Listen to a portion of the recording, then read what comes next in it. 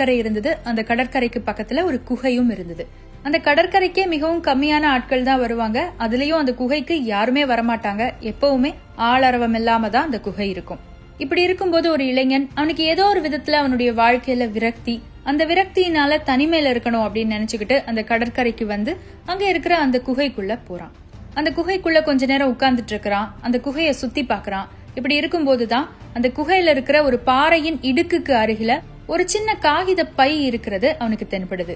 யாருடா இது, பொறுப்பே இல்லாம குப்பையை கொண்டு போய் இங்க போட்டிருக்காங்களே அப்படின்னு நினைச்சிட்டு அந்த காகித பைய அவன் தன்னுடைய கையில எடுக்கிறான்.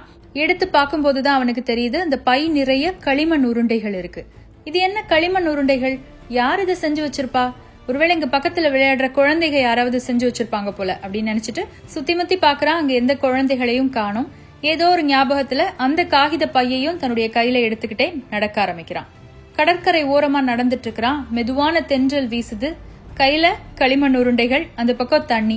பொதுவாவே நம்ம கையில கல்லையும் அந்த பக்கம் தண்ணியையும் பார்த்தா என்ன பண்ணுவோம்? கல்லை தூக்கி தண்ணியில எறிவோம் இல்லையா? அதே மாதிரி அவனும் தன்னுடைய கையில இருக்கிற அந்த களிமண் உருண்டைகளை ஒண்ணு ஒன்னா எடுத்து அந்த தண்ணியில எரிய ஆரம்பிக்கிறான். இப்போ இந்த இளைஞன் தன்னுடைய கையில இருக்கிற களிமண் உருண்டைகளை ஒண்ணு ஒன்னா எடுத்து தண்ணியில எரிஞ்சுக்கிட்டே அந்த கடற்கரை ஓரமா நடந்துட்டு இருக்கிறான். தென்றல் காற்று மறுபடியும் வீசிக்கிட்டே இருக்கு. ஒவ்வொரு உருண்டையா எரிஞ்சு எரிஞ்சு கடைசியில அந்த பைக்குள்ள பாத்தீங்கன்னா வெறும் 3 உருண்டை தான் மீதி இருக்கு. சரி, எல்லாத்தையும் எரிஞ்சாச்சு, மிச்சம் இருக்கிற இதையும் எடுத்து எரிஞ்சிடலாம் அப்படின்னு நினைச்சிட்டு ஒரு களிமண் உருண்டைய கையில எடுக்கிறான்.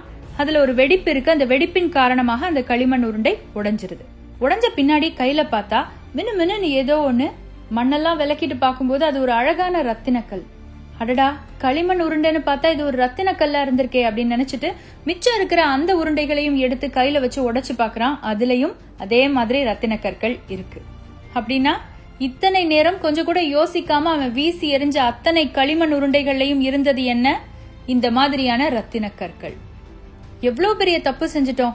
விலை உயர்ந்த ரத்தினக்கல் அப்படின்னு தெரியாம அதை வெறும் களிமண் அப்படின்னு நினைச்சு இப்படி தண்ணிக்குள்ள தூக்கி எரிஞ்சிட்டோமே நினைச்சிட்டு வேக வேகமா அந்த கடலுக்குள்ள இறங்கி தேடி பாக்குறான். அங்க அந்த களிமண் உருண்டையையும் காணும், ரத்தினக்கற்களையும் காணும். ஆனாலும் ரொம்ப நேரம் அந்த இளைஞன் கடற்கரை மணல்ல தேடிக்கிட்டு இருந்தான்.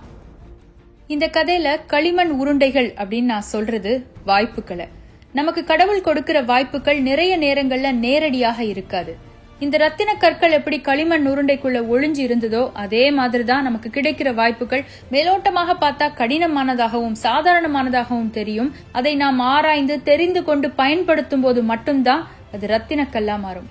ஆனா பல நேரங்கள்ல நம்ம என்ன பண்ணிடுறோம் அப்படின்னு சொன்னா, ரொம்ப சாதாரணமாக இருக்கு அப்படின்னு நிறைய விஷயங்களை தவற விட்டுறோம். ரொம்ப அதிகமா இருக்கு அப்படிங்கறதுக்காக நேரத்தை, ரொம்ப சாதாரணமாக கிடைச்சிருச்சு அப்படிங்கறதுக்காக உறவுகளை, ரொம்ப சாதாரணமாக இருக்கு அப்படிங்கறதுக்காக வாய்ப்புகளை, இப்படி எத்தனையோ விஷயங்களை மேலோட்டமா பார்த்துட்டு ரொம்ப சாதாரணமா இருக்கு அப்படின்னு குறைவா எடை போட்டு அதை சரியாக பயன்படுத்தாம நம்ம விட்டுறோம். நமக்கு கொடுக்கப்பட்ட இதே சாதாரணமான விஷயங்கள் இன்னொரு நபருக்கு கொடுக்கப்பட்டு அந்த நபர் அதை பயன்படுத்தி மேல வரும்போதுதான் நமக்கு தோணும், நம்ம எந்த அளவுக்கு பெரிய தவறு செய்துட்டோம், நம்ம எதற்காக இதை பயன்படுத்தாம விட்டோம் அப்படின்னு சொல்லி. இந்த கதையை கேட்டுட்டு இருக்கிற நீங்க ஒருவேளை உங்க கையில இருக்கிற வாய்ப்புகளை ரொம்ப சாதாரணமான ஒரு விஷயமா நினைச்சு இன்னைக்கு வரைக்கும் வச்சிட்டு இருந்தீங்க அப்படின்னு சொன்னா, தயவு செய்து உங்கள் கையில் இருக்கும் அந்த களிமண் உருண்டையை உடைத்து பாருங்கள். நிச்சயமாக அதற்குள் ஒரு ரத்தினக்கல் இருக்கும்.